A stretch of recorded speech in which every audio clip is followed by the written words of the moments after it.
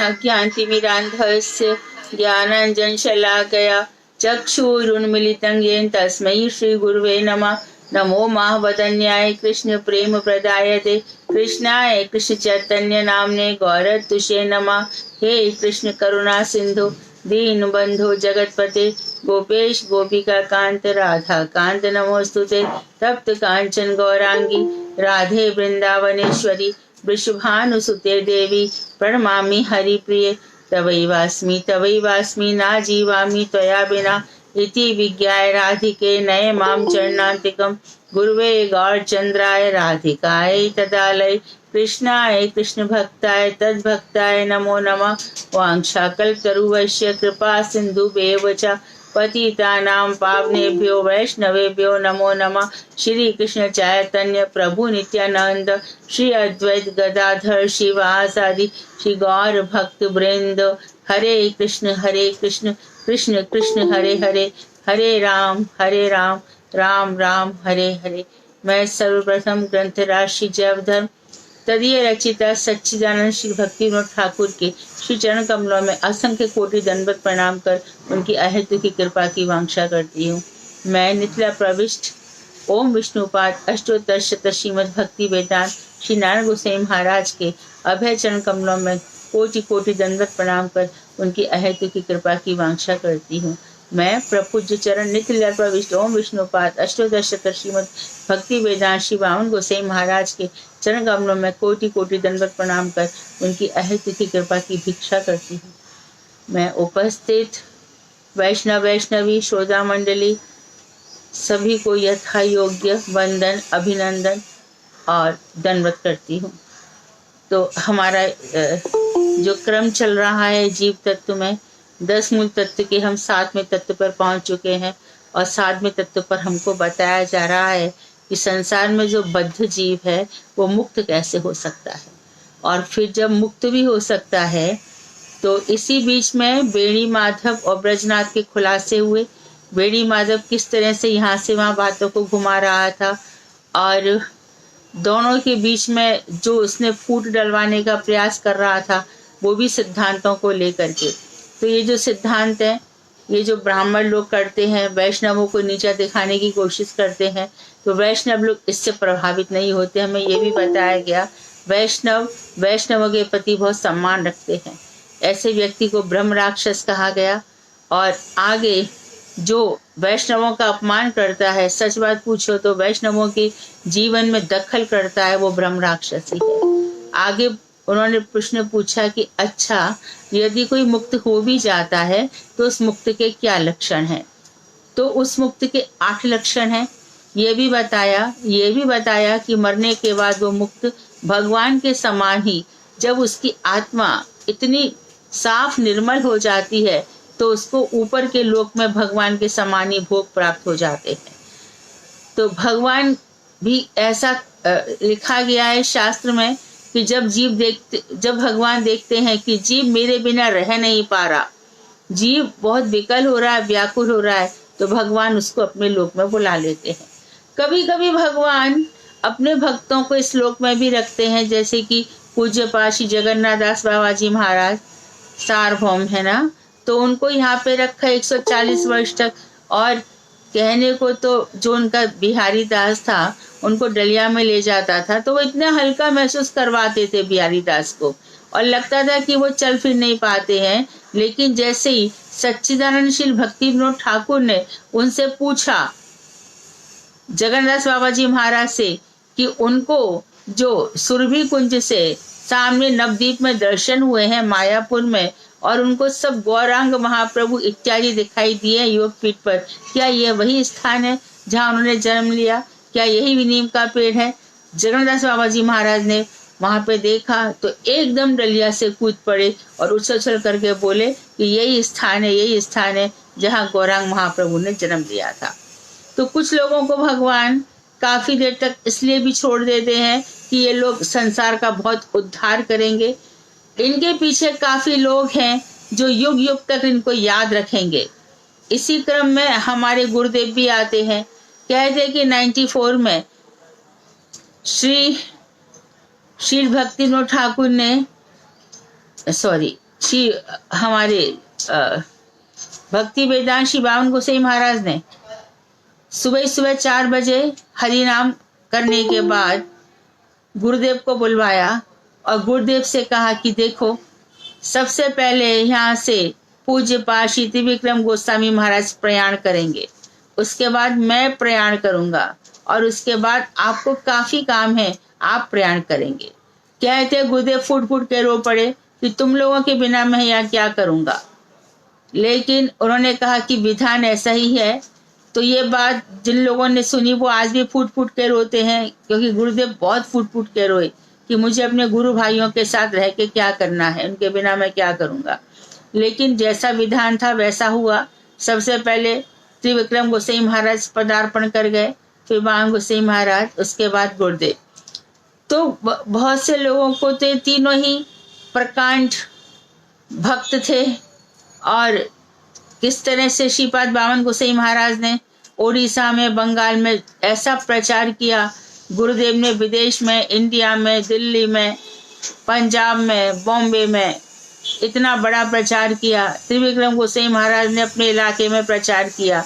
यद्यपि उन्होंने कोई शिष्य नहीं बनाया, तथापि उनकी जो बातें थी, गुरुदेव के साथ उनकी जो मीठा मीठा कलह होता था राधा और कृष्ण को लेकर के, ऐसे चीजें दिखाई नहीं देती, सुनने में भी नहीं आती हैं।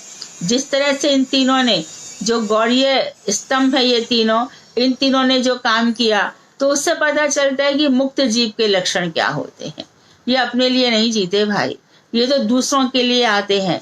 गुरुदेव ने दिन रात जो ग्रंथों पे काम किया, दिन रात जो प्रचार किया, 92 ईयर्स की उम्र में भी विदेश चले गए। ये सब किस लिए कर रहे थे? वो किस लिए कर रहे थे? कितने लोगों का उद्धार हो। तो जो भक्त हैं वो जगह जगह छुपे हुए रहते हैं। ऐसा नहीं कि वृंदावन में ही भक्त हैं, वो जगह जगह छुपे रहते हैं। तो वहाँ एक एक व्यक्ति को उठाएंगे और उसके द्वारा कई कई लोगों से कथा सुनवाएंगे, प्रचार करवाएंगे। तो इस तरह से गुरुदेव ने 34 बार विदेश की यात्रा की और विदेशियों को भी भगवान का भजन सिखाया, भजन की प्रणाली सिखाई, अर्चन मार्ग सिखाया, राग मार्ग सिखाया। राग मार्ग और वैदिक भक्ति, रागानुग भक्ति में डिफरेंस बताया, और रागानुगा भक्ति, रागात्मिका भक्ति, रागानुगा भक्ति, ये सब बताए।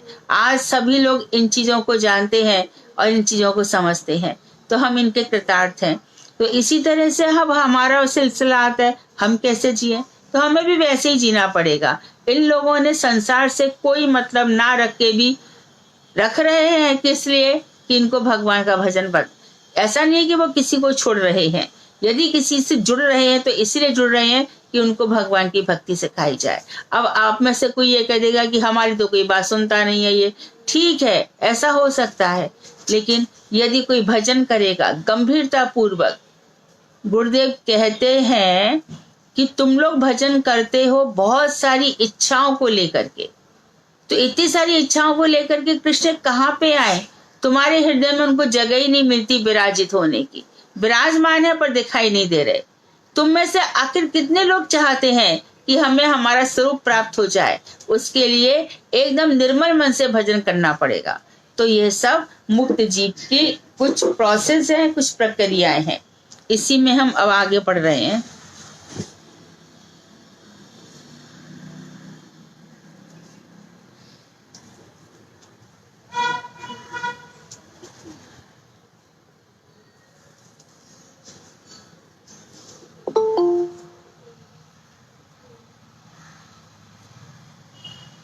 कौन सा पेज है?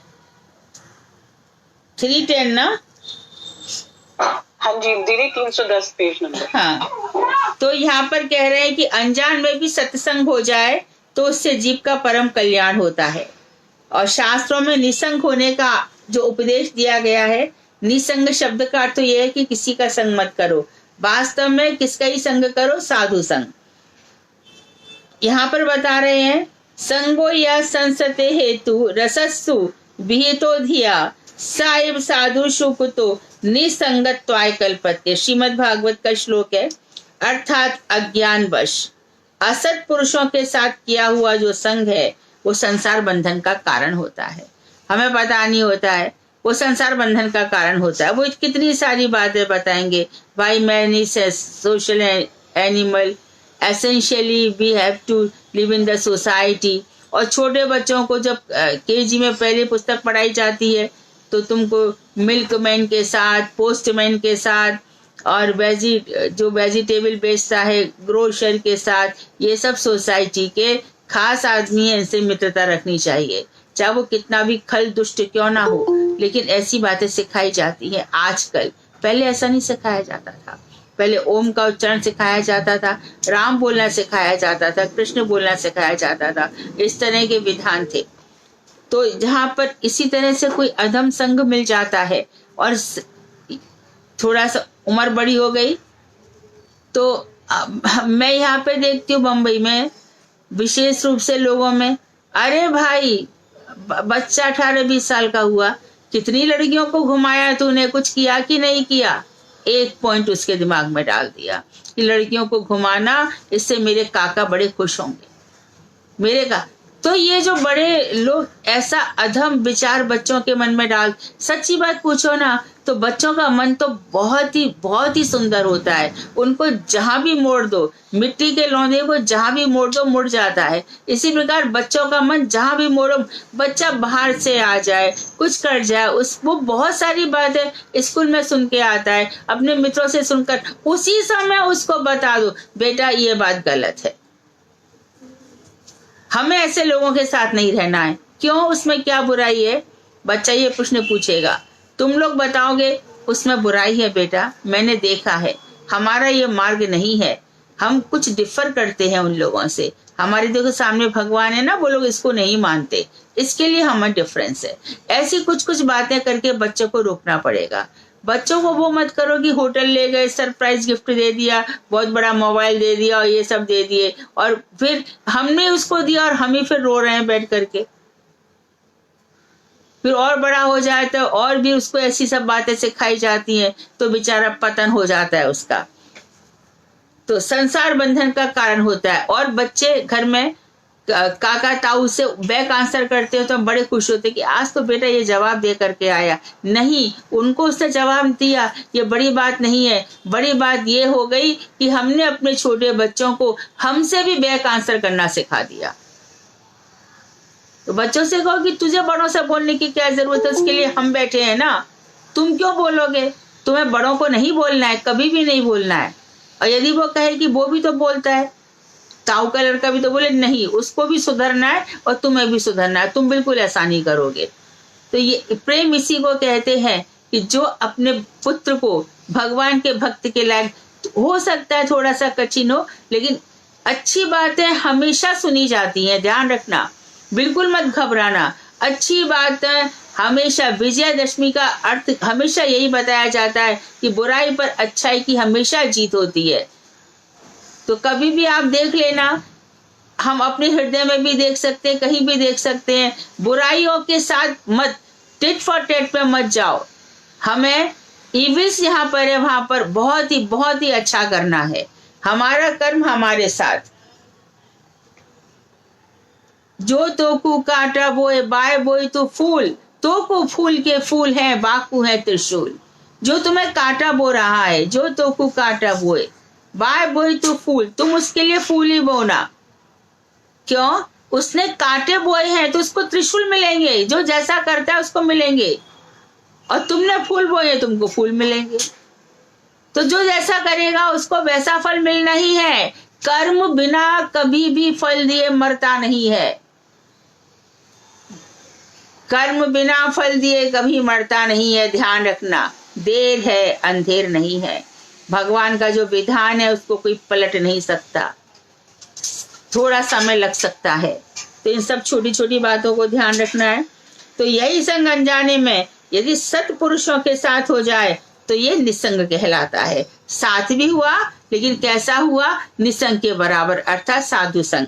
श्रीमद् भागवत में भी कहा गया है, नैषामति सावधूरु क्रमांग्रीम स्पृशत्यत् अर्थापगमो यदर्थाः मय्यसां पादरजोभिषेकम निष्किंचनानां न वृणीत यावत्। अर्थात जब तक जीव अकिंचन, अकिंचन मतलब अपना मेरे पास जो कुछ भी है सब भगवान का है, भगवान भोग करेंगे उसके बाद मैं। और एक श्लोक हमेशा ही याद रखो, हमेशा ही, ईशावासमिदं सर्वम यत् किंच जगत्याम जगत तेन त्यक्तेन भुंजिता माँ कस्यस्मिन् गृधधनम, माँ गृध कस्यस्मिन् धनम। अर्थात संसार में जो कुछ भी है सब ईश्वर की माया है, माया है सब। दूसरे का सोना हमारे लिए मिट्टी है, दूसरे का धन संपत्ति उसको देख करके आकर्षित नहीं होना है। हमारे लिए पत्थर है, पत्थर, हमारे लिए कोई उसका मोल नहीं है। दूसरे की चांदी हो, कितने रत्न हो, हमारे लिए वो सब पत्थर के समान है। तो जो कुछ भी संसार में व्याप्त है ईश्वर के द्वारा, इसलिए दूसरे के धन की ओर कभी मत ललचाओ, कभी भी मत देखो।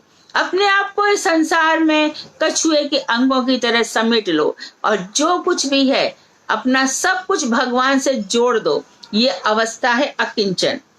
तो अकिंचन है, भगवत प्रेमी है, महात्मा भगवत भक्तों के चरणों की धूल में स्नान नहीं कर लेता जब तक जीव, तब तक समस्त अनर्थों का नाश करने वाले भगवान के चरणों में उसकी मति नहीं लगती। तो क्या करना चाहिए? वैष्णवों की चरण रज में स्नान करना चाहिए। जब तक वो खुद भी महात्मा नहीं बन जाता, अच्छे विचार, भगवान की जो भक्ति है वो इसके अंदर घुस नहीं जाती। कोई लोग बोल दे कि अभी तो गुरुजी आएंगे तब हरि नाम लेंगे, तब नहीं, शुरू कर दो, शुरू कर दो। गुरुदेव आ जाएंगे तब हरि नाम दे देंगे, आ जाएंगे गुरुदेव तो हरि नाम दे देंगे। तब तक अपना समय तो व्यर्थ मत करो, हरि नाम करो तब तक। लेकिन हमने तो नाम लिया नहीं है, नहीं लेने पर भी शुरू कर दीजिए। हमारे गुरुजी 6 महीने में बम्बई से आते थे, तो जितने भी लोग थे हमने उनसे यही कहा, नाम शुरू। गुरुजी बड़े प्रसन्न होते थे, इतना तो नाम किया, फिर बाद में गुरुजी दीक्षा दे देते थे।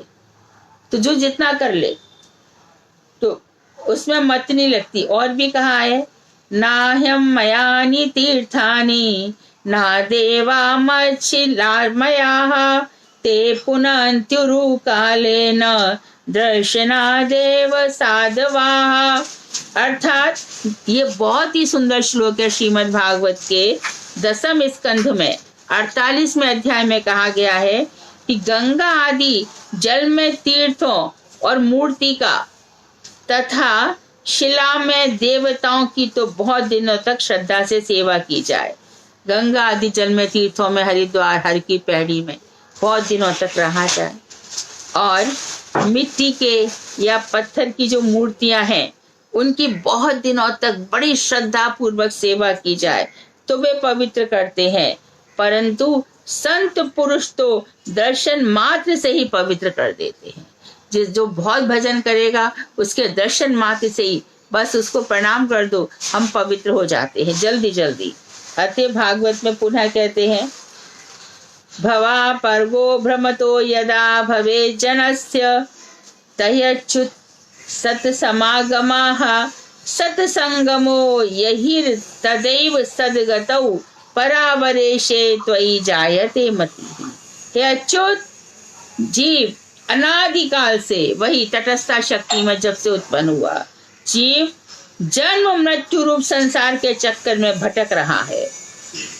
जब उस चक्कर से छूटने का समय आता है तब सत्संग होता है। तात स्वर्ग अपवर्ग सुख धैर्य तुला एक अंग, तूल नता ही सकल मिल जो सुख लव सत्संग।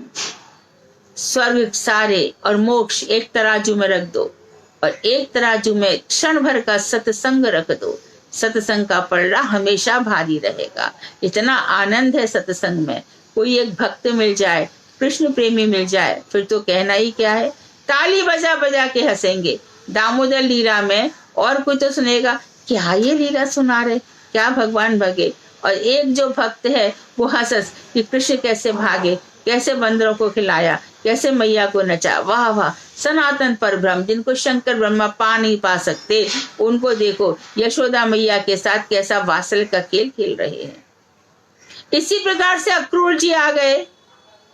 क्या कृष्ण नहीं जानते थे कि अक्रूर क्यों लेने आए हैं? अक्रूर लेने आए थे दोनों भैया उनके पास गए, उनके चरण छुए, जबकि अक्रूर जी सोच रहे हैं रास्ते में कि वो मेरे साथ कैसा व्यवहार करेंगे। अक्रूर जी के साथ दोनों भैयाओं ने बहुत अच्छा व्यवहार किया, उनसे सब पूछा कंस की क्या क्या योजनाएं चल रही हैं, वो क्या क्या करने वाला है। अक्रूर जी ने सब बता दिया कि चाणूर, मुष्टिक इत्यादि पहलवान रंगशाला में, कुबलियापीड़ हाथी दरवाजे के बाहर सब आपको मारने के लिए तैयार हैं, लेकिन ये बात नंद बाबा यशोदा जी को मत बताना। नंद बाबा को भी थोड़ा बताया गया, कृष्ण से भी कहा गया कि तुम वास्तव में यशोदा के बेटे नहीं हो, तुम वास्तव में वसुदेव के बेटे हो, और इसी बहाने कंस तुमको वध करना चाहता है, पर मैं आपको जल्दी ले जाना चाहता हूँ। क्यों? क्योंकि आप जल्दी से वध कर दीजिए और कंस का जिससे जल्दी विनाश हो जाए और तुम्हारे माता पिता भी संतुष्ट हो जाए। तो इस तरह से आपस में बैठ करके लीलाएं करते हैं, गीता पढ़ते हैं, भागवत पढ़ते हैं और गुरु वर्ग की कथाएं सुनते हैं, और कथा सुन सुनकर आकर कहते हैं देखो आज गुरुजी ने क्या बोला था। अरे देखो ये बसंत जो खिल रहा है ना, ये बसंत पंचमी पे खिल रहा है, ये बसंती जो प्रकृति खिल रही है वो राधा जी के उद्गार है, कोई और नहीं है। गुरुदेव कह रहे हैं बस प्रकृति के प्रति उसका प्रेम हो जाएगा। तो ये सब साधु संग में इसी तरह की चर्चाएं होती हैं।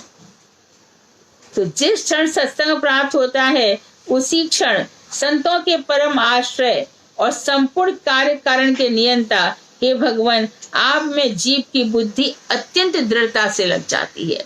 तो अत्यंत दृढ़ता से लगने के लिए क्या जरूरी है? सत्संग। बाबा अनादि मायाबद्ध जीव संसार में कभी, देखो देव योनि में, देवताओं की योनि कोई इंपॉर्टेंट नहीं है, देव योनि में और कभी पशु आदि नाना योनियों में अनादिकाल से कर्म चक्र में भ्रमण कर रहे हैं।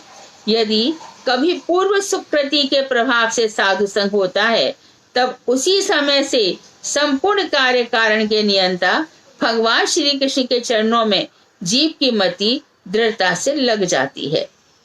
तो उसी समय प्रहलाद की कथा आती है, गुरुदेव कथाओं में बताते भी हैं कि प्रहलाद नरसिंह चतुर्दशी के दिन पिछले जन्म में कुछ बात हो गई थी, भूखे रह गए थे, पत्नी से कुछ बात हुई थी उनकी, ऐसा कुछ था, और भूखे रह गए तो किसी मंदिर के बाहर उन्होंने रात गुजारी और पूरी रात जागे रहे। अनजाने में हुआ, अनजाने में होकर के भी क्या हो गया, उनको अगले जन्म में कष्ट तो मिले लेकिन भगवान के साक्षात दर्शन हुए। इसी प्रकार से दत्तात्रेय 24 गुरु बनाते हैं। 24 गुरु में वो पशु से भी सीखते हैं, कीट पतंगे से भी सीखते हैं, पृथ्वी से सीखते हैं, चंद्रमा से सीखते हैं, अंतरिक्ष से सीखते हैं, बादलों से, किस किस से उन्होंने 24 गुरु बनाते समय, किससे? कबूतर से भी सीखा है ना, एक बालिका से भी सीखा, उनकी चूड़ियों से भी सीखा, सीखते सीखते बेश्या से भी सीखा। अरे पूछो तो आप बेश्या से कैसे सीख रहे थे? पिंगला बेश्या से। तो बता रहे चक्रवर्ती ठाकुर कि वो उन्होंने देखा बेश्या बार बार आती है जाती है, कोई पुरुष नहीं मिलता, तब बोलती है कि नैराश्यम ही परमम सुखम, आशा ही परमम दुखम। आशा सबसे बड़ा दुख है, आशाओं पे आशा लगाए रखें, ये हो गया फिर आशा, फिर आशा, फिर आशा, और निराशा, निराश ही परम सुख है। और आशा पर, क्योंकि निराशा से क्या होता है, आगे किसी बात की कामना नहीं रहती, और कामनाओं का खत्म होना ही। तो भगवान श्री कृष्ण कहते हैं उद्धव जी को, मैं कभी कभी अपने भक्तों की कामना पूरी नहीं करता। क्यों नहीं करता? कि वो एक कामना करेगा फिर दूसरी करेगा, तो मेरा भजन कब करेगा, और ये कामनाओं का जाल उसको इस संसार में ले आएगा। तो अनादिकाल से मनुष्य कर्म करता है, कामनाएं करता है, कर्म करता है। तो हमारे दत्तात्रेय जी ने देखा, तो वो जहां पर वेश्या लौट कर गई थी वहीं पर एक जगह उस रात को अपना रात गुजार उन्होंने देखा, और देख करके बताया कि मैंने उसको भी गुरु मान लिया। क्या गुरु मान लिया? कि आशा कभी नहीं रखनी है, आशा कभी नहीं रखनी है। तो इस तरह से पग पग पर और बात बात पर शिक्षा दी गई है। कौन से सर्कमस्टांसेस ऐसे हैं जहां पर हमें कैसे व्यवहार करना है, भक्तों की व्यवहार, भक्तों की रहन सहन कैसी होती है, ठाकुर जी इस पर विचार करते हैं। हमारी हर चीज जो अभी हो रही है हमारे कर्मों का फल है, और जो कुछ भी हम भजन कर रहे हैं वो ठाकुर जी की दृष्टि में सब कुछ है, उनसे कुछ बचा हुआ नहीं है। अंतर्यामी रूप में वो एक एक बात को देख रहे हैं। तो यहाँ पर कह रहे हैं कि पूर्व सुकृति के प्रभाव से साधु संग होता है। कोई सुकृति करे आए हैं तो भगवान साधु का संग दे देते हैं। तो अच्छा, तो बाद में कह रहे हैं कि दृढ़ता से लग जाती है। तो ब्रजनाथ पूछे कि किस सुकृति से साधु संग मिलता है? वह सुकृति क्या है? कर्म से मिलते हैं अथवा ज्ञान से? बहुत सुंदर प्रश्न पूछा। ये सुकृति किससे बनती है? कोई कर्म हो जाए अथवा कोई ज्ञान हो जाए। तो बाबा जी कह रहे हैं कि देखो, शास्त्र में सुकृति शुभ कर्म, शुभ किया गया, अच्छी प्रकार से कृति, कुछ अच्छा काम किया गया। तो सुकृति शुभ कर्म होती है। शुभ कर्म दो प्रकार के हैं, एक तो भक्ति प्रवर्तक जो भक्ति की ओर प्रेरणा देने वाले हैं, और दूसरे, ये तो फर्स्ट हो गए प्राइमरी, सेकेंडरी है अवान्तर गौड़ प्रवर्तक, तो दूसरे फल देने वाले हैं। जैसे कि नित्य नैमित्तिक कर्म सांख्यादि ज्ञान, यह सब कुछ अवान्तर फल को देने वाली सुकृति है। तो नित्य नैमित्तिक कर्म, रोज उठ करके स्वाध्याय करो, पढ़ो, ये सब, लेकिन अभी भजन नहीं हुआ, और उसी के प्रकार फिर नैमित्तिक श्राद्ध इत्यादि कर दिए, या किसी को कोई बावड़ी खोदी, कोई कुआं खोद दिया, किसी को कंबल उड़ाया है, एक कुछ भी ऐसे निमित्त मात्र उस समय जो जरूरी थे ऐसे कर्म कर दिए, और फिर शुभ कर्म भी हो गए, और कहीं से सांख्यादि ज्ञान सीख लिया। सांख्यादि ज्ञान मतलब संख्या वाला ज्ञान। संख्या वाला ज्ञान मतलब क्या हुआ कि 25 तत्व तो है, पंच महाभूत, पंच तन्मात्रा, 11 इंद्रिया, मन बुद्धि चित्त अहंकार, 25 तत्व तो है, 26वां प्रधान है, 27वां भगवान है। इस तरह से तत्व तो सिखाए जाते हैं, लेकिन भक्ति नहीं सिखाई जाती। स्थूल जगत का वर्णन तो बता दिया, स्थूल शरीर का, स्थूल शरीर के बाद सूक्ष्म शरीर बता दिया, पर कोई भी ये नहीं बता पाता कि सूक्ष्म शरीर के अंदर एक नित्य शरीर भी है। उसी को हम पहचान नहीं पा रहे। जो आइडेंटिफिकेशन है, जो रिकॉग्नाइजेशन है, जो हमारे अंदर नित्य शरीर का है, वो सामने नहीं आ रही है। सारी मुसीबत यही हो रही है। तो बाहर से हम इतने फंसते चले जा रहे हैं। तो वो सुकृत्य शुभ कर्म है। तो उन्होंने बताया कि ज्ञान ये सब कुछ अवान्तर फल को देने वाले हैं। सत्संग और भक्ति जनक देश काल और द्रव्य का संग ही भक्ति बस सुकृति है। कभी किसी को सत्संग मिल गया, चलते फिरते किसी साधु को पानी मिल गया, चलते फिरते किसी साधु की टिकट करा दी, कभी किसी का एक कपड़ा दे दिया, वस्त्र दे दिया, यह सब सुकृति बन रही है। और भक्ति उत्पन्न करने वाले देश काल और द्रव्य का संग ही भक्ति पद सुकृति है। भक्ति जनक स्थानों पर रहना, जैसे कि चले गए, यहाँ पे वृंदावन रहने का मन नहीं था, वृंदावन चले गए, वहां पे एक जगह तो देखा, अरे बाप रे, यहाँ पे कितनी गंदगी है, कैसा है, लेकिन चलते फिरते कहीं पर दर्शन हो गए, बिहारी जी के दर्शन हो गए, साधु के दर्शन हो गए। तो भक्ति उत्पन्न करने वाले देश में पहुंच गए, भक्ति उत्पन्न करने वाले काल, एकादशी का व्रत, ऐसी आज उसको कहीं खाना नहीं मिला, लेकिन एक भक्त के यहाँ चला गया, वहां पर एकादशी का प्रसाद था, तो उस समय में प्रसाद पा लिया। और द्रव्य, इसी प्रकार कोई पदार्थ ऐसा मिल गया जो भक्ति जनक है ना, गंगा जल का पान कर लिया, यमुना जल का पान कर लिया, ये सब सुकृति है। यमुना जल का चरणामृत भगवान का ले लिया, भगवान का कोई प्रसाद मिल गया, कोई द्रव्य, कोई प्रसाद मिल गया, मंदिर में गए, भगवान की उतरी हुई निर्माल्य मिल गया, उसको निर्माल्य में इतनी सुगंध आई कि घंटों तक गले में पहना रहा, फिर उसने हाथ में बांध लिया और बड़े प्यार से सिर पर रखकर उसे संभाल के अपने पास रख लिया। तो ये सब उसकी सुकृति बन गई। तो ये संग भक्ति को देने वाली सुकृति है। भक्ति को देने वाली सुकृति अधिक परिमाण में जब इकट्ठी हो जाती है, तब वह कृष्ण भक्ति को पैदा करती है। तो जब एक दफा इंसान ऐसा उसको लगता है, तो मैं दोबारा बिहारी जी के दर्शन जाऊंगा, इस बार भी मुझे माला मिलेगी, इस बार जाकर के मैं भोग लगाऊंगा, इस बार फूलों का बंगला बनेगा, मैं बिहारी जी के मंदिर में जाऊंगा, इस बार ऐसा होगा, फिर मैं ऐसा करूंगा। या फिर किसी साधु ने मुझे बड़ा आशीर्वाद दिया था, मेरा काम हो गया, अरे मेरे पास कोई गलती आई है, मैं फिर से साधु के पास जाऊंगा। तो इस तरह से उसकी धीरे धीरे कृष्ण भक्ति हो जाती है। अवान्तर फल पर सुकृति जो दूसरे गौड़ फल है, कृष्ण भक्ति नहीं है, जिसमें दूसरे फल देने वाली सुकृति है अपने बदले में फल देकर निवृत्त हो जाती है। जैसे कि मैं हमेशा ही बोलती हूँ, कर्म फल देकर मर जाता है। कर्म फल देगा, भक्ति कर्म नहीं है, भक्ति भाव है, भक्ति कर्म नहीं है, भक्ति सेवा है। भक्ति जनक कोई भी माला कर रहे हैं वो कर्म नहीं है, प्रसाद बना रहे हैं वो कर्म नहीं है, भगवान के मंदिर की झाड़ू कर रहे हैं वो कर्म नहीं है, भगवान के मंदिर में फ्रूट्स काट के सब भक्तों को दे रहे हैं भोग लगाकर, वो सब कर्म की श्रेणी में नहीं आते, वो सब भक्त उसकी श्रेणी में आते हैं। अरे अब कुछ नहीं कर सको तो कुछ तो करो, कुछ तो करो, ऐसा है। तो भक्ति पर सुकृति अधिक परिमाण में जब इकट्ठी हो जाती है, कृष्ण भक्ति होती है, और अवांतर फल पर सुकृति अपने बदले में फल देकर समाप्त हो जाती है। संसार में जितने भी प्रकार के दान आदि शुभ कर्म हैं, वो क्या करते हैं, भोग रूप फल प्रदान करते हैं। गिरिराज जी की परिक्रमा में गए, परिक्रमा में तो माथा कम लगाया, वहां पर जो लोग आ रहे हैं, छोटे छोटे बच्चे आते हैं, उन्हीं को पैसे देने में लग गए, एक को दिया दूसरे को दिया, पीछे पड़ गए। अब सनातन गोस्वामी ने गुरुदेव के अनुगत्य में कैसे परिक्रमा, वो सब भूल भाल गए। बरसाने गए, ये सब भूल गए, कहीं पर चंदन लगवा लिया माथे पर, कहीं पर कुछ कर लिया, और राधा रानी जब मिलेंगी तब मिलेंगी, इसके पहले तो बहुत तामझाम हो गए। तो भक्ति क्या है, माला हाथ में लेकर के चुपचाप शांति से, यही जो माला है जिसमें दिन रात हम उन दोनों को भज रहे थे, राधा कृष्ण को, उनकी सखियों को भज रहे थे। आज जब बरसाने मंदिर में आई गए हैं और वो ठाकुर ठाकुरानी हमारे सामने बैठे हैं, तो याद आना चाहिए कि जो वृषभानुपुर है, बरसाना मतलब वृषभानु जी के नाम पर है, वृषभानुपुर में आए हैं, यहाँ पे ये लाली मिली है, और लाली के लिए बरसाना बनाया गया है, महल बनाए गए हैं, क्योंकि वैसे तो लाली रावल में ही रहती है, पर बनाया गया, वहाँ दानगढ़ बनाया गया, दानगढ़ बना, मानगढ़ बना, सब राधा जी की लीलाओं के आधार पे बना।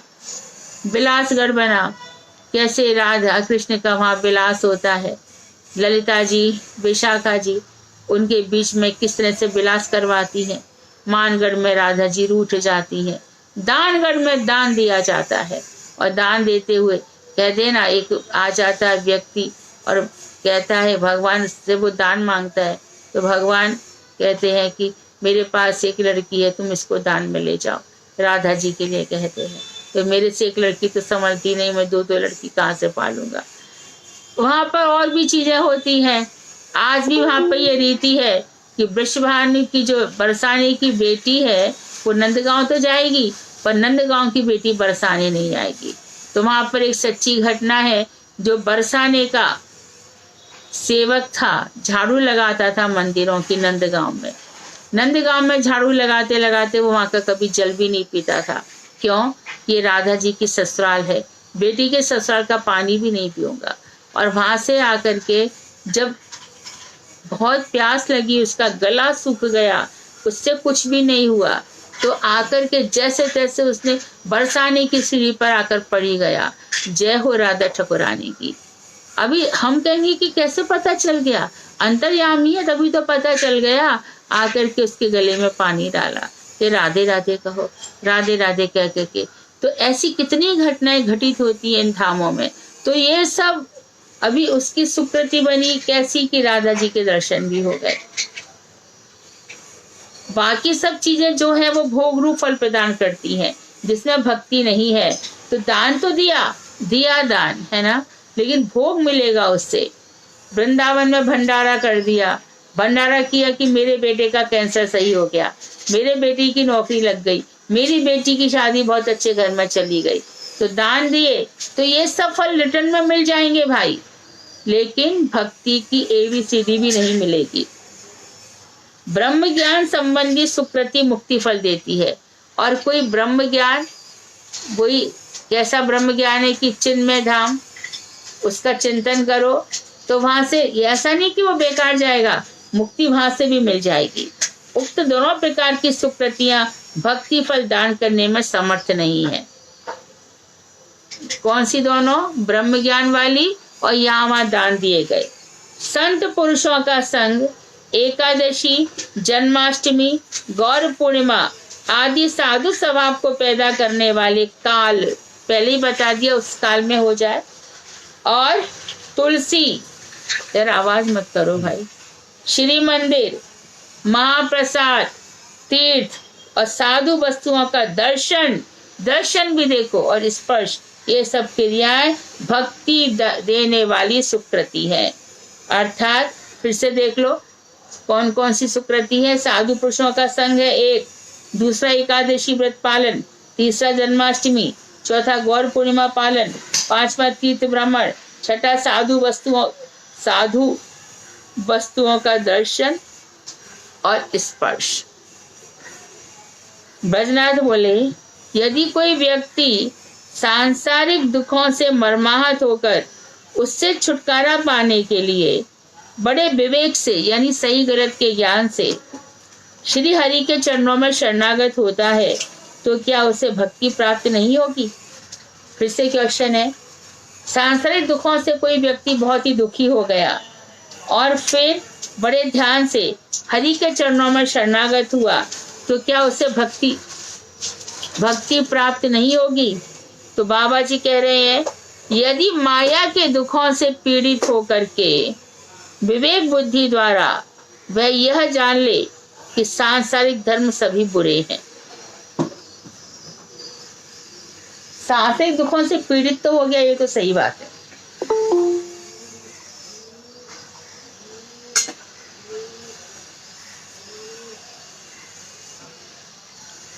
अच्छा, मर्माहत हो गया, एकदम घबरा गया, बिल्कुल जैसे कहते हैं ना हृदय ही पूरा घायल हो गया उससे, वो छुटकारा पाना चाहता है।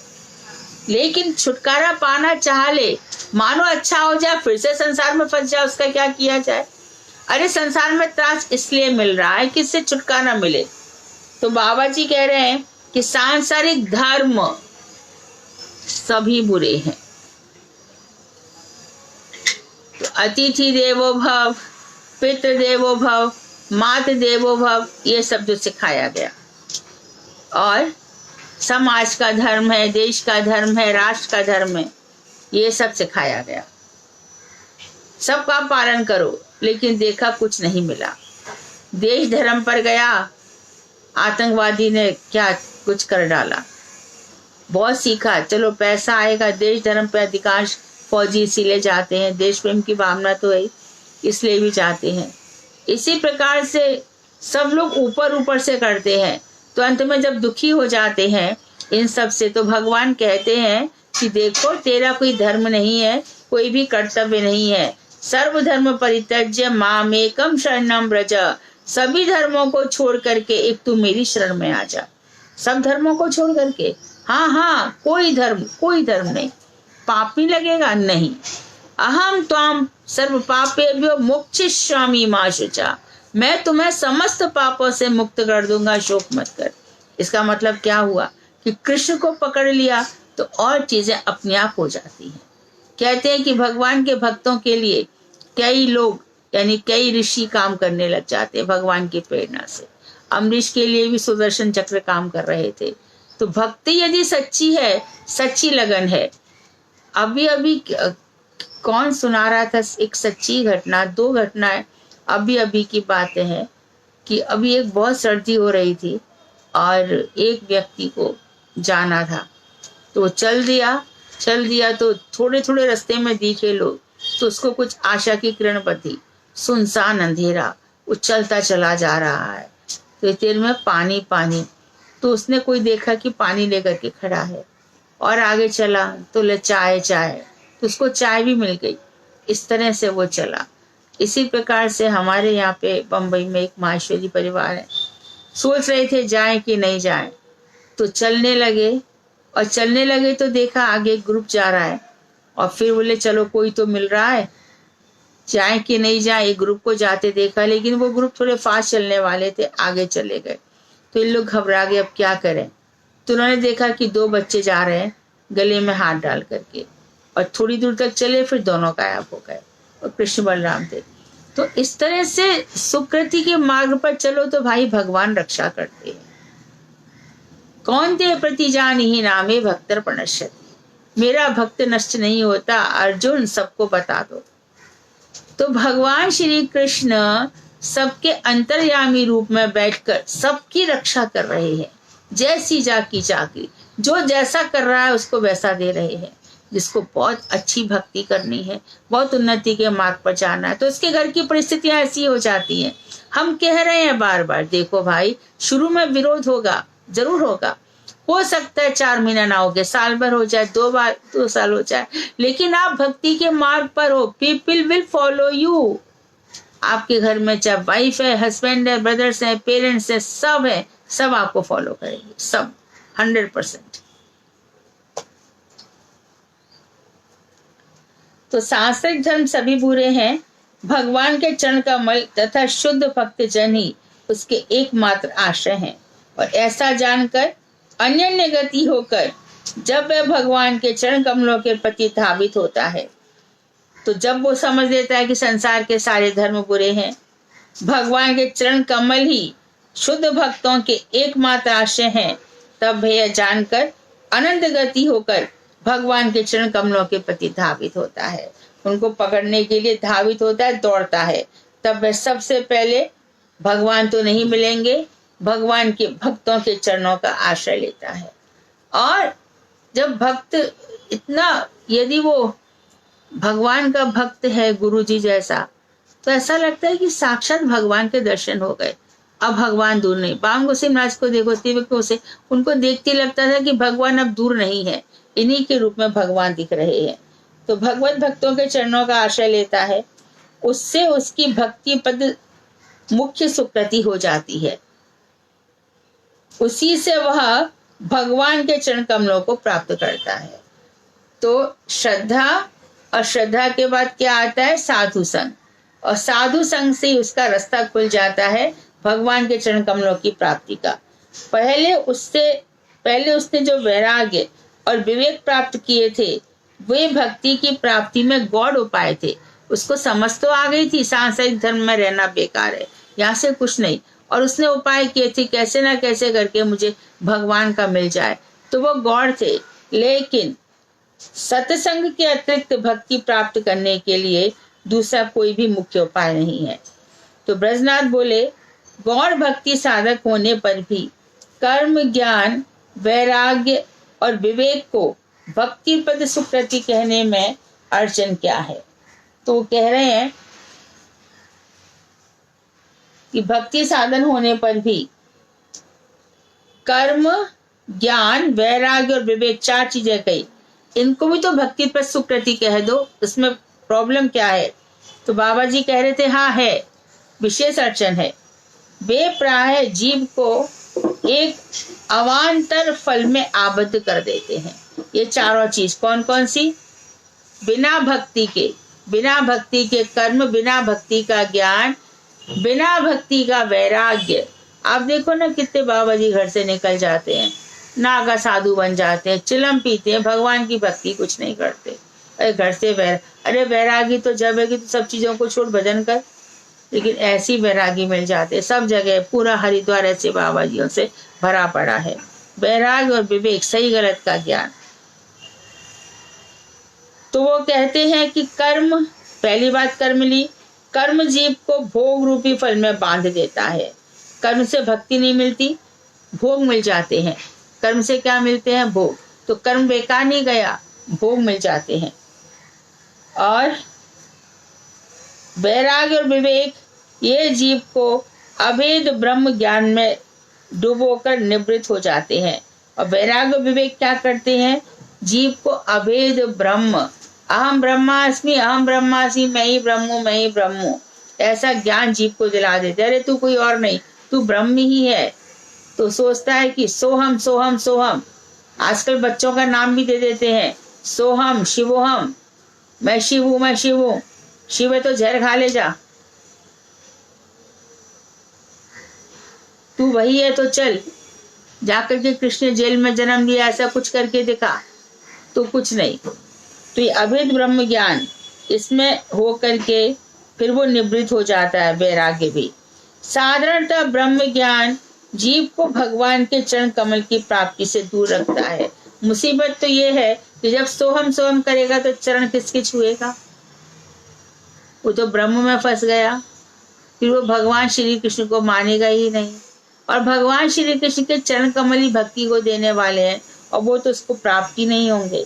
इसलिए इन्हें विश्वास पूर्वक भक्ति देने वाली सुकृति नहीं कहा जा सकता। ये कदाचित किसी को भक्ति तक ले भी जाते हैं, परंतु यह साधारण विधि नहीं है। शुद्ध भक्तों के संग का कोई अवान्तर फल नहीं है।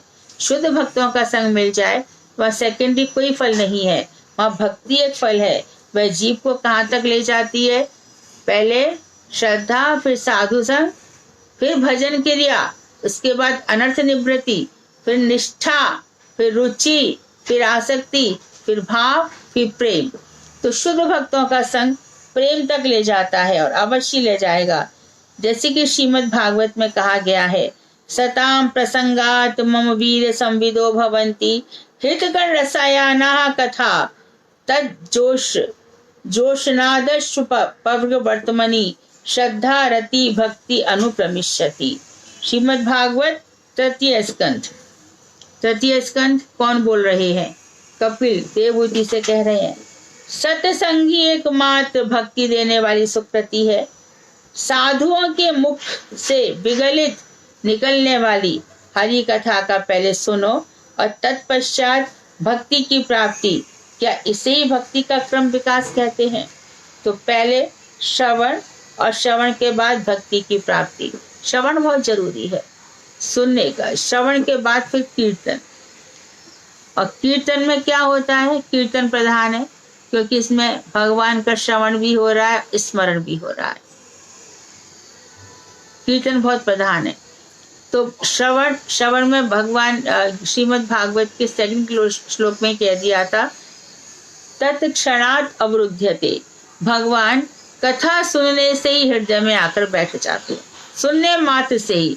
एक कृष्ण की कथा है तो बड़ी सुंदर है, बड़ी आकर्षक है। और उसके बाद फिर श्रवण के बाद फिर क्या होता है? कीर्तन स्मरण और कीर्तन। नवदा भक्ति में कीर्तन मुख्य है। तो साधुजनों के मुख से विगलित हरि कथा का श्रवण और तत्पश्चात भक्ति की प्राप्ति, क्या इसे ही भक्ति का क्रम विकास कहते हैं? पहले सुना जाए। अच्छा, अब ये आप लोगों को पता है कि गोविंद दामोदर माधवेती कहाँ से आया? श्रीमद् भागवत खोलो। जब अक्रूर जी गोपी कृष्ण को लेके जा रहे हैं और गोपियां वहां पर नीचे गिर पड़ी हैं और रथ को रोकना चाहती हैं, कृष्ण और बलराम दोनों उनको देख रहे हैं। कृष्ण संकेतों से कह रहे हैं, संकेत मात्र से, हाँ मैं आ जाऊंगा, हाँ मैं परसों आ जाऊंगा। और गोपियां बिलक करके जब रो रही हैं, तब वो कह रही हैं, हे गोविंद, हे दामोदर, हे माधवेती। इसमें इतना दर्द छुपा हुआ है ना, कि इतना सुनने मात्र से ही लोगों को भगवान से प्रेम हो जाता है। गोविंद दामोदर माधवेती, गोविंद दामोदर माधवेती। माधव कहते ना विधवा, धव मतलब पति से युक्त हो गई। लेकिन राधा जी कौन है? लक्ष्मी स्वरूपा है। इसलिए कृष्ण को क्या कहा जाता है? माधव, जो हमेशा राधा जी के साथ रहते हैं। गोविंद हमारी समस्त इंद्रियों के स्वामी है। दामोदर हमारे मैया का याद किया तो किस तरह से दाम मतलब रस्सी से मैया ने उदर को बांध लिया था। और गोविंद ने क्या किया? हमारे राधा दामोदर का अर्थ ये थोड़ी हो जाएगा कि मैया ने बांध लिया। यहाँ पे अर्थ हो जाएगा कि राधा के हृदय को भी बांध लिया। तो भगवान श्री कृष्ण इतना प्रेम करते अपने भक्तों से, आकर के हृदय में बैठ जाते हैं और फिर निकाले नहीं निकलते। एक क्षण तू भी चल, एक क्षण एक कदम तू रख, एक कदम मैं रखूंगा, फिर मैं तुझसे मिल जाऊंगा। ऐसा तो भगवान श्री कृष्ण अष्ट सखाओं में, जब वल्लभाचार्य जी के अष्ट सखा हैं, उनसे कितना मिल करते, कितना बात करते थे। गोविंद यहाँ पर गोविंद कुंड में है, एक बाबा जी कथा सुना रहे थे। वो मूर्ति अभी है कि नहीं है मुझे पता नहीं है, लेकिन उस समय तो थी कि भगवान श्री कृष्ण जब गोविंद जाते थे गोविंद कुंड की तरफ, तब वहां पर गोविंद दास गोविंदास भी रहते थे। तो गोविंदास जब गोविंद कुंड में नहाने जाते थे तो श्री कृष्ण पीछे से कंकड़ी मारते थे। तो 6 दिन तो मारी। 7वें दिन क्या हुआ कि श्री कृष्ण वहां से जा रहे थे तो गोविंदास ने भी प्रेम से कंकड़ी मारी, तो ऐसे रूठे कि गाल फुला लिए। और वो मूर्ति मुझे दिखाई थी, वो आज तक गाल फूले हुए हैं कृष्ण के। तो खुद कर ले तो कुछ नहीं, और भक्त जन करें तो रूठ जाए। और उनको इसलिए रूठे हैं क्योंकि भक्तों को सुख मिलता है, बहुत सुख मिलता है। तो इस तरह से भगवान श्री कृष्ण अपने भक्तों के साथ बड़ी लीलाएं करते हैं। कैसे कैसे श्लोकों पर श्लोक भक्त बोलते हैं, गुरुदेव नाम लेते हैं रघुनाथ दास गोस्वामी का, और पग पग पे याद करके फूट फूट कर रोते हैं। ये रोना कहाँ से आता है? विरह से आता है, क्रंदन से आता है, भगवान श्री कृष्ण की महिमा से आता है। क्या टाइम हो रहा है? दीदी 4 मिनट बाकी है बस दीदी, 4 मिनट बाकी है। अच्छा जी हाँ, तो विराम देते हैं यहाँ पर। वांक्षाकल तरु वैश्य कृपा सिंधु बेवचा पतितानां पावनेभ्यो वैष्णवेभ्यो नमो नमः।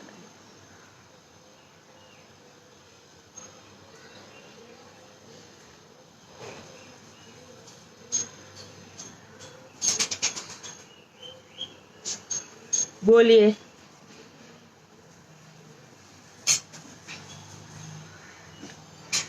हरे कृष्णा दीदी, प्रणाम। दीदी जैसे आपने बताया था कि जो देवलोक में चले जाते हैं आप मृत्यु के पश्चात, तो वहां पर भक्ति कर सकते हैं या नहीं कर सकते? हाँ, कर सकते हैं। मैंने पहले भी बताया था, भगवान वामन है वहां पर, उनको देख देख करके कुछ देवता भक्ति करते हैं। तो जैसे ये भी कहा जाता है कि वहां पर तो मतलब हम अपने किए हुए कर्मों का वो फल भोगते हैं। लेकिन जैसे हाँ, देवलोक में भी कुछ लोग ऐसे हैं, कुछ देवता जो भक्ति का प्रयास करते हैं, उनको देवलोक मिल जाता है उनके कर्मों के कारण। तो वहां भी भक्ति का प्रयास, मुझे नाम याद नहीं आ रहे, जो देवलोक में भक्ति करके फिर ऊपर के लोकों में गए। हाँ, ये तो बहुत बढ़िया। मतलब खुद ही कर पाते हैं, कभी नहीं करते। भक्ति का वहां पे चांस कम होता है क्योंकि इतना सुख है वहां पर, तो ध्यान आकर्षित हो जाता है।